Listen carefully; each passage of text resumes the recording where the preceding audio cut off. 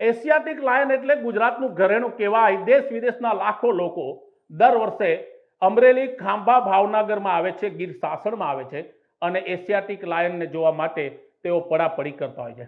પણ આ જ એશિયાટિક લાયનની હાલત ખરાબ છે, તેની દશા ઉપર માઠી બેઠી છે।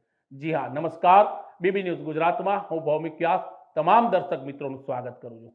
આપને જણાવી દઈએ કે અમરેલીના સાવરકુંડલાના ખાંભા તાલુકાના વીજપડી રેલવે સ્ટેશનની આગળ ગઈકાલે એક માલગાડીની હડફેટે એક સિંહણ ઘાયલ થઈ ગઈ।